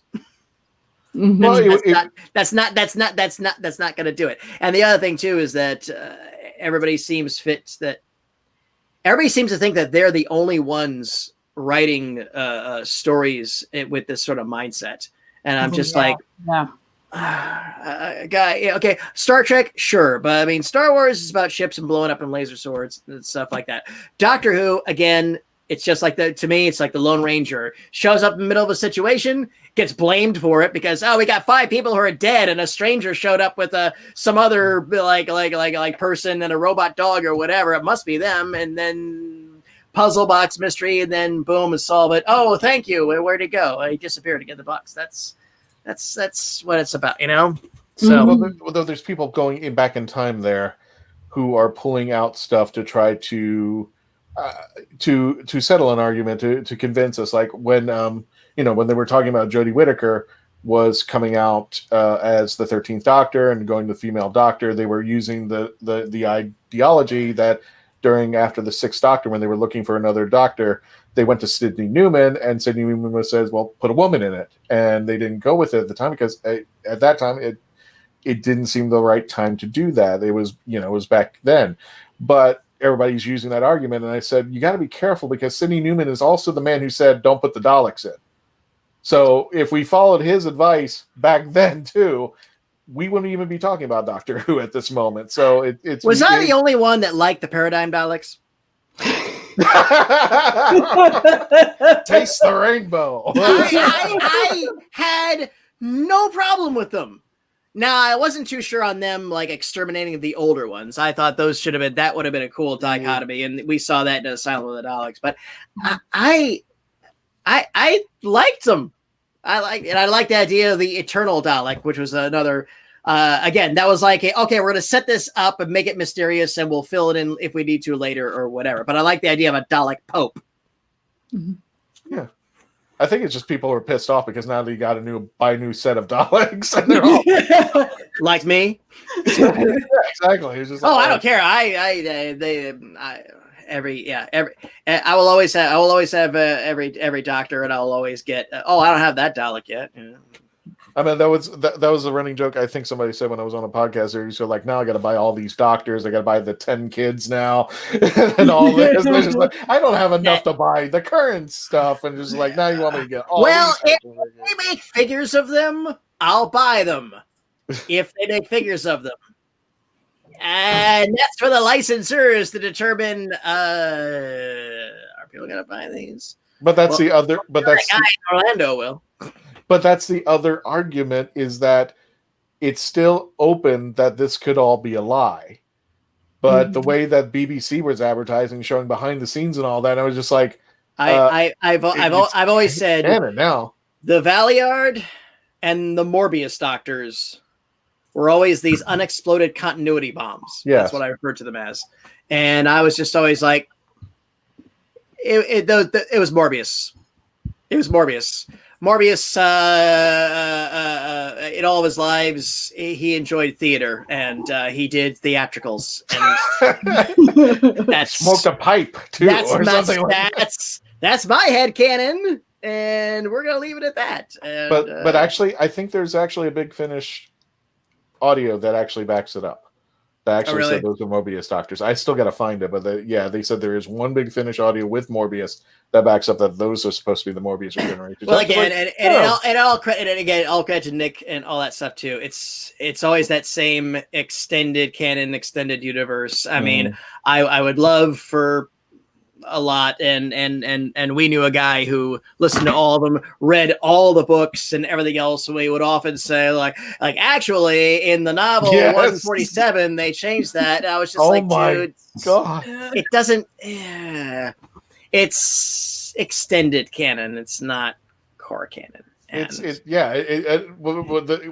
he would just come in and just like, you would say something and go like, well, that's not really what happened. I'm just like, where did that come from? Well, no, it was not Virgin book in page 29, and he wasn't wrong. It was No, there, and again, by everyone's definition of canon and head canon, whatever this was too. Constantly, throughout the 90s, I would just, if I had a time machine, I would this would be the first thing I would do. I would go back to about 93, 94, whenever. What was the first Timothy Zahn Star Wars book that came out? Heir to the Empire. I think so. Is that Splinter of the Mind's Eye? No. This was after that. It was, but anyway, I would love to go back in time with all the prequel posters and all the other ones and tell all those guys that's gonna be the next Star Wars movie. They're gonna start making it in 2 years. It's like no, they're not. They're not. I'll give you credit. Thrawn still exists. They get rid of this canon, but they give him an asterisk and he survives. But everybody else gone. There's no Mara Jade. But the hardest part about this is that once that writer or that showrunner goes away, we're the ones that have to deal with the fallout. Yeah. I.e., I'm half human on my mother's side. We're the ones that have to go, I gotta explain this somewhere in my headcanon, and my headcanon's going, no. Honestly, it's actually shooting cannibals. I never had a problem with that. Yeah. I absolutely never. It didn't nullify anything. You know, I mean, we could get around it, but it was just like, okay, why was that even thrown in there? And literally, Big Finish. Book. I grew up on Choose Your Own Adventure books, so we're good. It's like, okay, well, my thumb's over here, and okay, what are you learning now? Okay. That's nowhere near as bad as the doctor kissing an icky girl. Yeah. That's when I knew it was all over. That, and where are the frickin' frack of the dead leaves coming from in the TARDIS? Can you believe dead vegetation? Can you believe they actually explained the bats in Big Finish? I actually listened and they made sense all of a sudden. It was like, yeah, it's actually a really good story called Relative Dimensions. And they brought back Susan and they explained the bats in there. And I was like, really? But yeah, sometimes those errors, those little things, those little quirks become something else. Sure. You know, half human on your mother's side. That somewhere I was told in Virgin novel somewhere that's explained, or it's just the doctor being the doctor. The doctor lies. So rule number 1. So how do you get around it, or was he just goofy? Why the doctor lies? Yes. Next season, we'll explain why. We'll explain why the doctor lies. Exactly there. Yeah. But folks, big fin. Okay, Mary Barker, which I've been skipping. I'm sorry. Big Finish with Morbius, Sisters of the Flame and the Vengeance of Morbius. Actually explained that. Yeah, the other doctor, those characters were the Morbius doctor. Right on. But we got to keep going. Let me for the folks who are still here, and thank you for joining us again, Patty. Let's go ahead and talk a little bit about, just to reiterate, what's going on tomorrow. I appreciate you staying with us all this time. Sure. Hold on, so I'm gonna turn my fan on. Yeah, that's fine. And let me just remind everybody, tomorrow, August the 23rd, if you're watching us live, Billie Piper, Jenna Coleman, and Catherine Tate will be live themselves at GalaxyCon.com. Check out GalaxyCon.com. I've also put a link in the chat feed there. Free. Watching that live stream is free. It's Make sure free, you watch it. yeah. But you got to sign up. You have to sign up to do the live feed, or else you just can't walk in there. So make sure you sign up. Yeah. Make sure you log on in. It is free. You just gotta, don't have to put in a credit card or that nonsense. You just correct. I'm pretty sure. Yeah. But yeah, all you have to do is register on it too, and that way we can immediately add you to our mailing list and just send you the stuff that's coming out. About a month and a half ago, I said I got to host one of these with Billy and Jenna, and that was with Alex was the third one. So that was a blast. And so this time, we've got Catherine Tate, and this will be interesting because if anybody knows this, Catherine Tate doesn't really do a Q&A. Yes, I know. She comes out and she does a show. Yes. She comes out, she talks to everybody as we do. And I don't think she'll mind me saying this. It's just because she doesn't want to disappoint the fans. And when she gets hit with like heavy, deep Doctor Who questions, she doesn't really have what she feels is a good answer. She doesn't want to lay anybody down. So that's why she just came up with this thing of, I'm just going to go on out and do my thing. Hey, where are you from? And talk and do crowd work. And it's wonderful. I got to host her last year. She was a guest surprise for my David Tennant panel. So that was great. I got to host them. And then they jumped to the audience.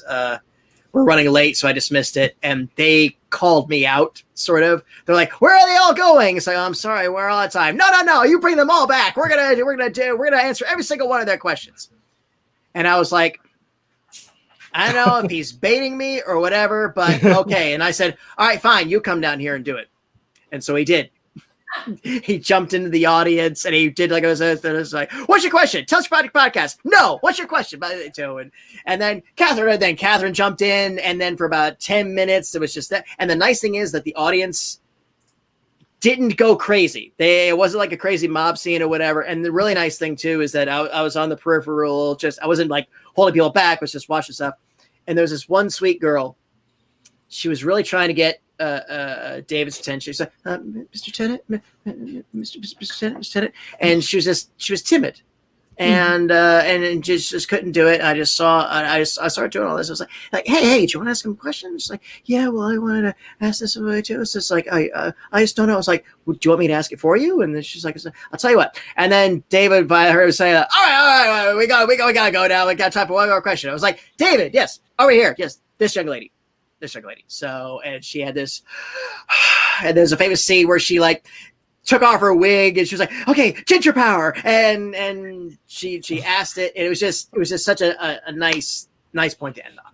It just really, really was. So I can finally say, and I teased her Catherine backstage. I was just like, okay, I can finally say I actually hosted you and not introduced you. She's like, "Oh my God, you're right." So I'll be able to do it again tomorrow. Granted, won't be able to talk, too much as it is too, because my questions that I ask at the beginning are always defined by, okay, was everybody in the panel involved? Like a few weeks ago, I had a Star Trek one where I had Jonathan Frakes, Denise Crosby, and John Delancey. So I had Riker, I had Tasha Yar, and I had Q.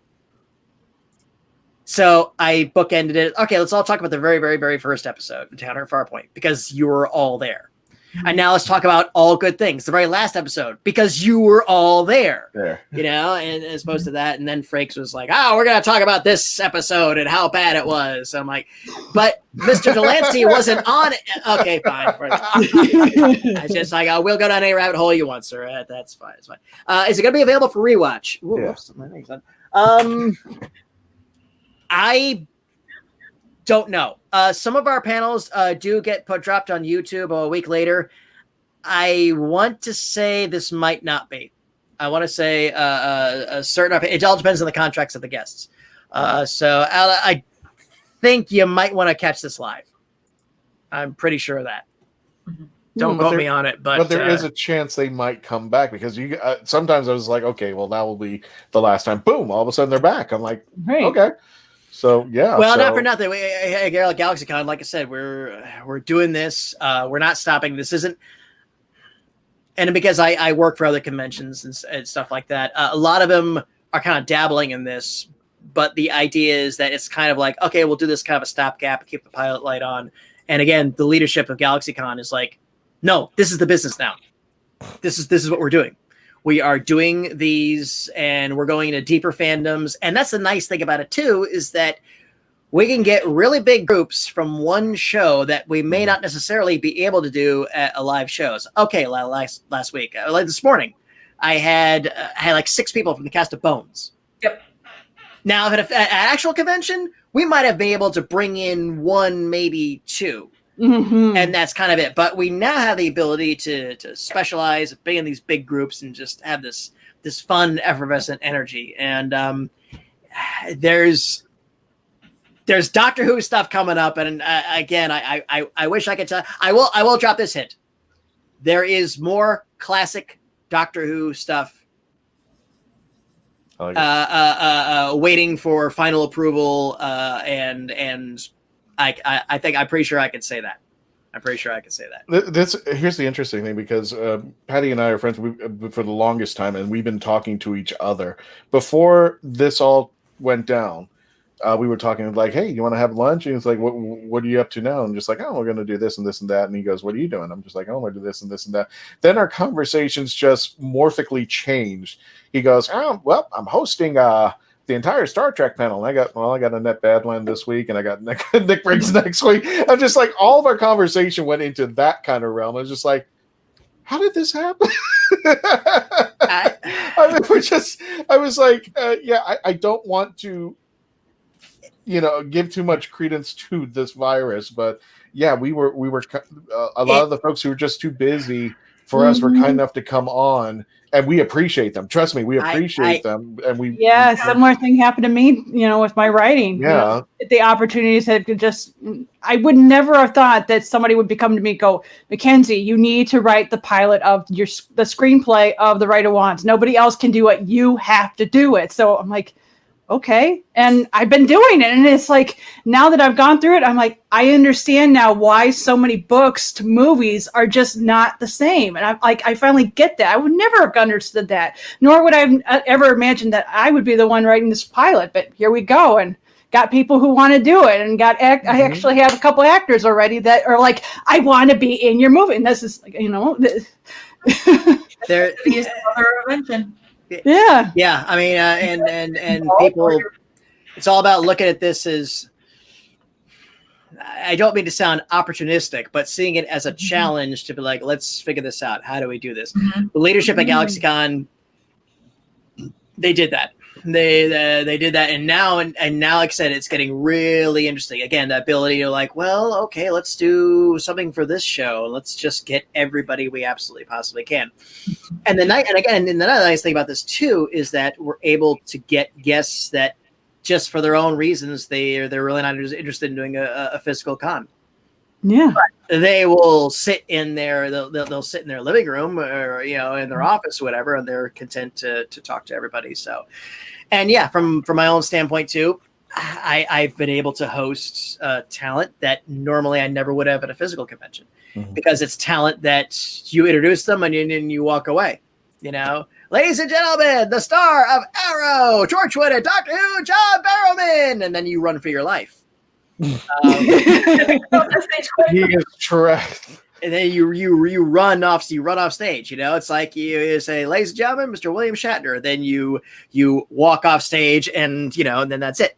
I've actually been able to spend 2 hours on the air with William Shatner, and something I never thought I'd ever dream of doing.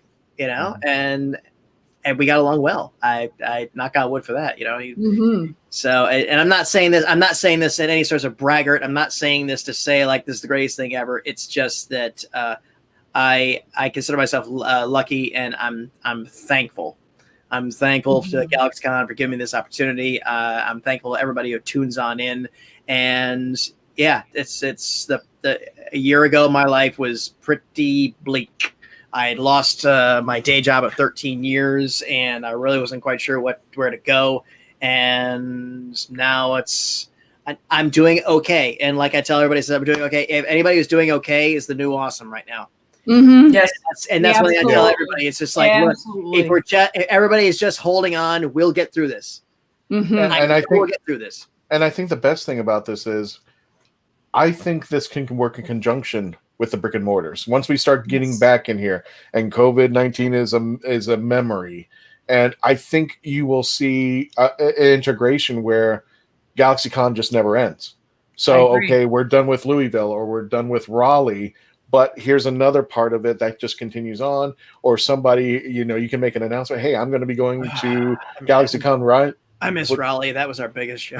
Yes. Raleigh. We need to come a little bit more my direction, a little bit more coming towards Michigan. We had two cons, and we lost one, partially due to really bad advertisement on this particular con. But the turnout was good the first year. I can't speak for the leadership of GalaxyCon, but I do know that they're always growing. The plan was not to remain static. Like I said, the shows this year were Richmond, and then would have been Raleigh, and then Louisville had been canceled, but there were ancillary plans for something in that sort of vicinity. But obviously, that's not going to happen. And Minneapolis is, I think technically Minneapolis is still on the books, but I don't think it's been formally done its way to. But yeah, for the most part, it's going to go. But the thing is, though, is that, when things do get up, there may be future opportunities for an organization like this to be all like, well, they had a small show here, but that owner there gave up the ghost and said, I'm out or whatever. So it's going to be a brave new world. And, and it, again, could be some interesting possibilities coming up. Maybe not next year, maybe in 2022. Yeah.